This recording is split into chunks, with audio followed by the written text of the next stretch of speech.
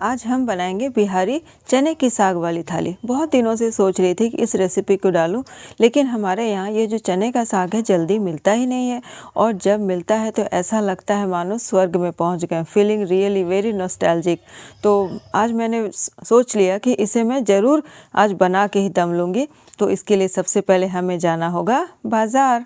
तो चलिए बाज़ार चलते हैं मेरे साथ। तो ये लीजिए, मैं जहाँ रहती हूँ वहाँ हमारे घर के ही करीब एक बाज़ार है, तो वहाँ के लिए हम निकल पड़े। और ये लीजिए, पहुँच गए हम बाज़ार में। बिल्कुल लोकल बाज़ार है, बिल्कुल फ्रेश सब्ज़ियाँ मिलती है। हमारे जो घर है वहाँ से कुछ दूरी पर ही कुछ गांव हैं, वहाँ से सब्ज़ी वाले लेकर आते हैं। मेरी नज़र तो बस गड़ी थी कि पता नहीं किस दुकान पर मिल जाए, लेकिन नहीं, अभी ये ख़त्म हो गया। और अभी दुकान वाले ने बताया कि बस आपके आने से पहले ही अभी ख़त्म हो गया। ओहो, लेकिन आज तो मैंने सोच ही लिया था कि मुझे साग खाना है तो खाना है। तो फिर क्या, चल पड़े हम दूसरी तरफ, यानी दूसरे बाज़ार की तरफ। हर शहरों में अमूमन 2-3 बाज़ार तो होते ही हैं जहाँ से हम सब्ज़ियाँ खरीदते हैं। तो ये लीजिए, हम आ गए खरीदा बाज़ार में। ये है रेलवे क्रॉसिंग के पास। तो लीजिए, यहाँ भी मेरी नज़रें ढूंढ रही हैं हर दुकान में कि वो चने का साग कहाँ है। बहुत सारी साग दिख रही हैं हमें, बहुत सारी सब्ज़ियाँ दिखाई दे रही हैं, लेकिन चने का साग नहीं दिख रहा। अरे वो रहा, वो देखिए, वो मिल गया हमें का साग। कैसे कैसे किलो है? पाव 30 रुपये। अच्छा महंगा है। चलिए कोई बात नहीं, जब लेना है तो ले ही लेते हैं। तो बस मिल गया, तो अब ये नहीं सोचना है कि महंगा है या सस्ता है, बस लेना है तो लेना है। तो पास जाकर मैंने थोड़ी सी क्वालिटी चेक कर ली। हाँ, रियली बहुत फ्रेश है, बहुत अच्छा साग है, इसीलिए कोई प्रॉब्लम नहीं है। तो मैंने उनसे कह दिया 1 किलो देने के लिए। चलिए अब बनाएंगे 1 किलो साग। थोड़ा टाइम तो ज़रूर लगेगा, लेकिन खैर स्वाद की बात ही अलग है, और वो भी हमेशा जहाँ मिलता ना हो, और जब कभी कभी मिल जाए तो बस उस दिन उसे छोड़ना नहीं है। और उसके साथ मिलाया जाता है ये बथुए का। तो ये देखिए मेरे हाथ में, ये मैंने चने का साग ले लिया है। ये है 1 किलो चने का साग, जो मैंने बताया कि 120 रुपये किलो, और बहुत रेयरली मिलता है। हम खोज कर यहाँ पर खड़गपुर के खरीदा बाज़ार में आए हैं। और ये है मेरे पास बथुआ का साग। तो साग मैंने ले लिया। अब बनाते कैसे हैं प्रिपरेशन, मेरे साथ देखिए मेरे घर पर। तो चलिए चलते हैं घर। तो घर चलने से पहले थोड़ा सा लोकल मार्केट देख लीजिए। ये हमारे घर के पास ही ये बाज़ार है, बहुत बड़ा बाज़ार है, सब्ज़ी की पूरी मंडी है, और बिल्कुल फ्रेश सब्ज़ियाँ मिलती हैं, थोड़ी सस्ती भी। तो बस उन्हें हमने पैसे दिए और वहाँ से विदा हो लिए अपने घर की तरफ। बस वहाँ से हमें घर पहुँचने में लगेंगे 10 मिनट।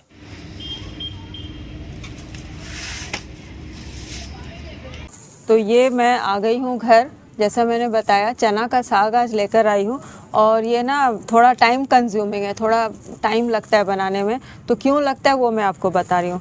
तो ये मैंने लाया है साग, ये देखिए ये साग है, और इसे मैं सभी को नीचे ऐसे पलट ले रही हूँ। ये देखिए, ये बहुत सारा साग है, 1 किलो साग है ये। तो इसे मैंने पलट दिया।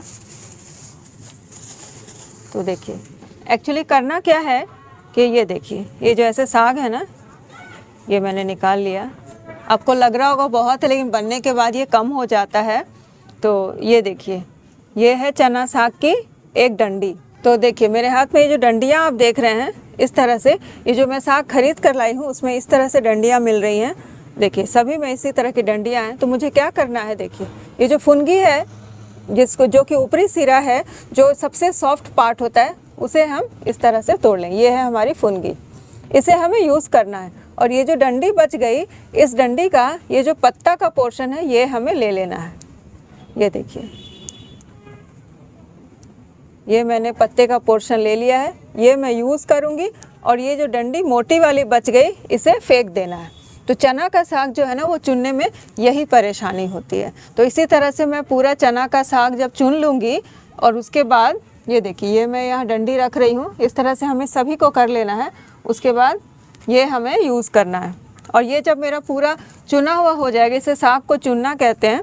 तो ये जब साग मैं सारा चुन लूँगी, यानी सारा मैं साफ़ कर लूँगी, और मुझे क्या चाहिए वो मैं ले लूँगी। उसके बाद मैं इसमें मिलाऊँगी, ये है बथुआ। तो बथुआ में कुछ नहीं करना है। बथुआ इस तरह का बंडल आता है, तो उसमें हमें क्या करना है, इसे काटना नहीं है, कुछ नहीं करना है, बस ये जो जड़ है ना, ये जो जड़ का पोर्शन है, जो रूट्स होते हैं उनको उस तरह से तोड़ना है और अलग कर देना है। और ये जो पत्ती पोर्शन है ये ले लेना है। बथुआ का जो साग होता है ना, ये बहुत ही ज़्यादा सॉफ्ट होते हैं। और जब हम साग खाते हैं चना का या सरसों का साग, तो उसमें जो चिकनाई होती है वो इस बथुआ से ही आती है। तो चलिए मैं सभी कुछ साफ़ कर लूँ, फिर मैं आपको आगे का स्टेप दिखाती हूँ।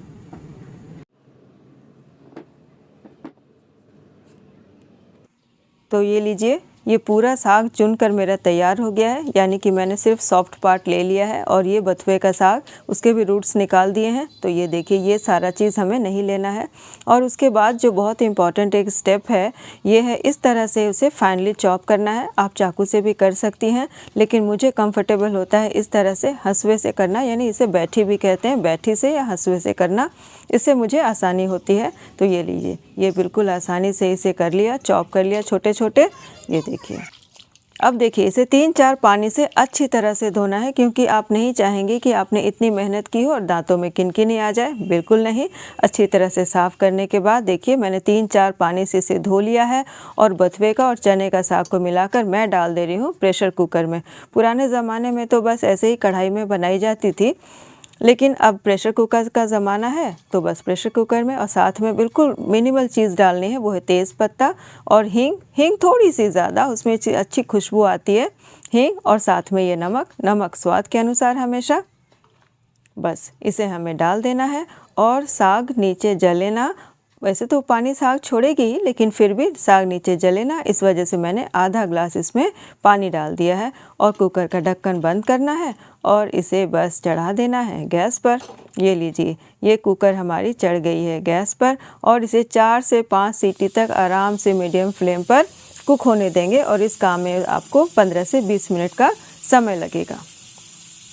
तो ये लीजिए, इसे आराम से पकने देते हैं, बिल्कुल आराम से ये होती रहेगी। ये देखिए, बस गैस हमने बंद कर दिया और अब ये ठंडी हो जाएगी, तब हम इसे खोलेंगे। तो ये लीजिए, हमारा कुकर ठंडा हो गया है। और कुकर को ठंडे होने के बाद जो सबसे पहला काम करना है, वो है इस तेज पत्ते को मैं निकाल दूँगी।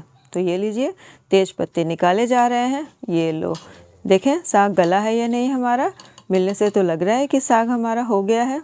जी हाँ, ये देखिए, साग हमारी अच्छी तरह से गल चुकी है, बिल्कुल अच्छी तरह से गल चुकी है।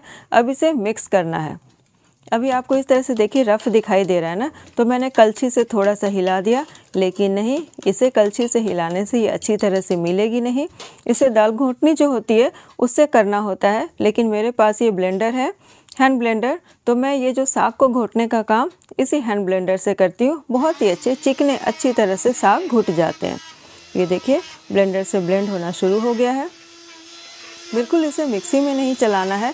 और ब्लेंडर से भी जो हमें करना है, बहुत ज़्यादा चटनी की तरह बारीक ब्लेंड नहीं करना है। मैं कैसा करना है मैं आपको दिखाऊंगी। तो ब्लेंडर को 4 से 5 बार ऐसे मैंने घुमाया, उसके बाद थोड़ी देर और घुमाऊंगी। तो अभी लग रहा है मुझे कि 2-3 बार और करना है। देखिए, मिल गए हैं, लेकिन पूरे अच्छी तरह से नहीं मिले हैं। ये देखिए, कंसिस्टेंसी मैं आपको दिखा रही हूँ। ये देखिए, थोड़ी देर और 3 से 4 मिनट और मुझे ब्लेंडर चलाना है। तो ये देखिए, ये 3 से 4 मिनट मैंने और ब्लेंडर चलाया है इसमें। अब देखिए, बिल्कुल जो साइड में साग लगा है, देखिए बिल्कुल अच्छी तरह से हो गए हैं। मैं आपको दिखा रही हूँ, ये लीजिए। अब हमारे साग बिल्कुल चिकने हो गए, बिल्कुल स्मूथ। और उसमें जो मैंने बथुआ डाला था ना, उसका पर्पस यही था कि साग हमारे बिल्कुल चिकने हो जाते हैं। इसकी जो कंसिस्टेंसी होती है ना, बिल्कुल चिकनी बहुत। और वैसे भी साग बहुत फ्रेश था, तो बहुत चिकना बिल्कुल अच्छा हो गया है। तो बस इस साग में ख़ास बात है कि किसी भी तरह का कोई भी तड़का वड़का नहीं जाता है। बस यहाँ पर आप ये श्योर हो जाएं कि पानी आपका बहुत ना रहे। बिल्कुल ये देखिए, बिल्कुल पानी हमारा छूट नहीं रहा है। अगर आपको साग को साइड करने से अगर पानी आता है, यानी पानी अगर छूट रहा हो साग से, तब थोड़ा सा उसे आप चूल्हे पर डालकर उसे थोड़ा सा कर लें, गाढ़ा कर लें, थोड़ा और कुक कर लें। लेकिन हमारा साग बिल्कुल तैयार है। तो ये देखिए, मैंने साग को बोल में निकाल लिया है। बिल्कुल अच्छी तरह से साग हमारा तैयार है। और ये लीजिए, बिल्कुल no need of any type of tadka, बस बिल्कुल बिहारी स्टाइल से, एकदम हमारे गांव के स्टाइल से, यानी जहाँ से मैं बिलोंग करती हूँ एक्चुअली, वहाँ के स्टाइल से बनाऊंगी। तो हमें पूरे में कुछ नहीं मिलाना है, पूरे साग को आप इसी तरह से रख दीजिए और जब आपको जितना साग खाना हो उतना अलग कर लें। जैसे मैं अपनी फैमिली के हिसाब से अभी देखिए 3-4 चम्मच साग मैंने अलग कर लिया है और उसमें मिलाऊंगी मैं थोड़ा सा स्वाद के हिसाब से नमक मैंने ऑलरेडी डाला है, इस बात का तो ख्याल रखना ही है। और साथ में ये कच्चा सरसों का तेल, बिल्कुल सही सुना है आपने, कच्चा सरसों का तेल, बिल्कुल पकाना नहीं है, तड़का नहीं है और पूरे साग में हमें तेल नहीं मिलाना है। जब जब मैं साग को यूज़ करूँगी तब ही उसमें तेल मिलाऊंगी। और ये बारीक कटी हरी मिर्चें, और गांव में तो बारीक कटी हरी मिर्चें मिलाते नहीं हैं, खाते समय ना मिर्च को उसमें पूरा मिला दिया जाता है, मिक्स कर दिया जाता है, वो भी मैं आपको दिखाऊंगी कि बिल्कुल गांव में कैसे खाते हैं इसे। तो ये लीजिए, ये हमारा साग है तैयार। बस थोड़ी सी, बस 3-4 रोटियां मिल जाए इसके साथ ना, टूट पड़ूँ इसके ऊपर। तो ये लीजिए, ये रोटी मैंने बना ली है और रोटी कितनी सॉफ्ट है, अगर आप डिमांड करेंगे तो ये मैं रोटी की रेसिपी भी आपको ज़रूर दिखाऊंगी। बस उसके बाद साग को अच्छी तरह से मिक्स कर लें और रोटियों के बगल में थोड़ा सा साग रख दें। ये लीजिए, साग सर्व कर दिया मैंने।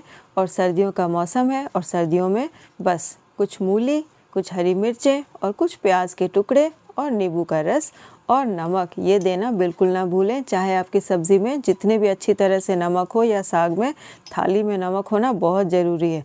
तो ये लीजिए, मेरी तैयार है बिहारी चने की साग वाली थाली। और इसका कॉम्बिनेशन चावल के साथ भी है, यानी भात के साथ भी है, लेकिन रोटी के साथ कुछ खास ही आनंद आता है। तो चलिए मैं दिखाती हूँ कि बाइट कैसी आई है। तो ये लीजिए, ये है साग, लेकिन नहीं, उसके पहले मैंने बताया था ना कि गांव में मिर्चें कैसे खाते हैं, वो छोटी छोटी फाइनली चॉप, ये सब वहाँ नहीं चलता। बस बिल्कुल मिर्चों को ऐसे तोड़ें और इसकी जो बीजें हैं ना, इसे बिल्कुल अच्छी तरह से मसल कर मिला दें। जी हाँ, बिल्कुल यही वर्ड है, मसल कर मिला दें। और इस तरह से जब उसकी बीजें ऊपर ऊपर दिखेंगी ना, तभी खाने का असली मज़ा आता है। और ये लीजिए, ये लिया रोटी और उसमें लगाए थोड़े से साग। ये लीजिए, एक है बाइट तैयार। आहा हा हा, बिल्कुल मज़ेदार सी।